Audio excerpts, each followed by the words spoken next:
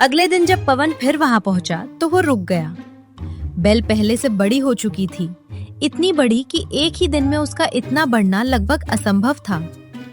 पवन ने आश्चर्य से उसे देखा। उसे लगा शायद उसे भ्रम हुआ होगा। लेकिन तीसरे दिन बेल और बड़ी हो गई, चौथे दिन उससे भी ज्यादा।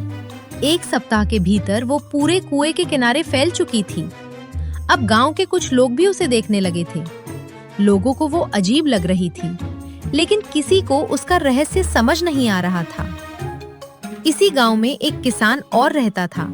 उसका नाम था धनराज। धनराज अमीर था। उसके पास जमीन थी, पैसा था, मजदूर थे, लेकिन उसके पास संतोष नहीं था। उसे हमेशा लगता था कि उसके पास जो है वो कम है और किसी दूसरे के पास जो है वो उसे मिलना चाहिए। धनराज को जब उस बेल के बारे में पता चला तो वो भी उसे देखने पहुंच गया। उसने कुछ देर तक बेल को देखा, फिर हंस पड़ा। पवन, तू भी अजीब है।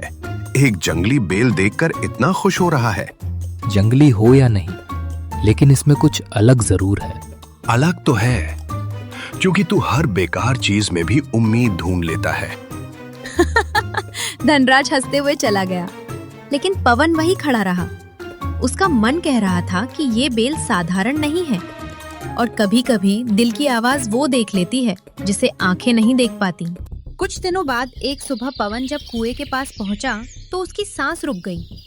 बेल पर एक फल लगा हुआ था। वो तरबूज जैसा दिखता था, लेकिन उसका रंग अलग था। उस पर सुनहरी चमक थी, हल्की, नरम और बेहद खूबसूरत। सूरज की किरणें जैसे ही उस पर पड़ी, वो चमक उठा। पवन की आंखें फैल गईं। उसने जीवन में हजारों तरबूज देखे थे, लेकिन ऐसा कभी। उसका दिल तेजी से धड़कने लगा। उसे समझ नहीं आ रहा था कि वो सपना देख रहा है या सच। वो धीरे धीरे आगे बढ़ा, फल को हाथ से छुआ। वो बिल्कुल असली था। और उसी क्षण पवन के मन में एक सवाल उठा, आखिर ये है क्या? यहीं से शुरू होने वाला था एक ऐसा रहस्य जो पूरे अमरपुर गांव की किस्मत बदल देगा। सुबह की हल्की धूप उस अनोखे तरबूज पर पड़ रही थी। पवन अभी भी उसके सामने खड़ा था।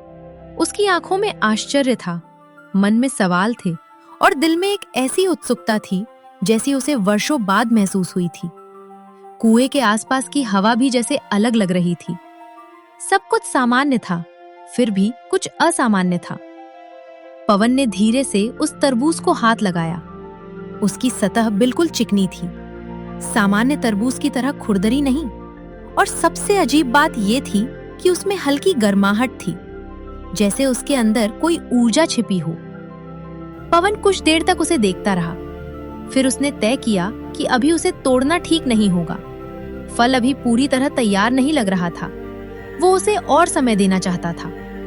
कई बार प्रकृति अपने सबसे सुंदर उपहार धैर्य रखने वालों को देती है, और पवन धैर्य रखना जानता था। उस दिन वो घर लौटा तो उसके चेहरे पर अलग ही चमक थी। सरिता ने तुरंत पहचान लिया। वो वर्षों से उसके चेहरे के भाव पढ़ती आई थी। आज कुछ अच्छा हुआ है क्या? शायद मतलब? कुएं के पास जो बेल उगी थी, उस पर एक अजीब तरबूज निकला है। तरबूज देखकर इतने खुश हो? अगर तुम उसे देखोगी तो समझ जाओगी। सरिता मुस्कुराई। उसे लगा पवन शायद थकान में किसी साधारण चीज को असाधारण समझ बैठा है, लेकिन वो नहीं जानती थी कि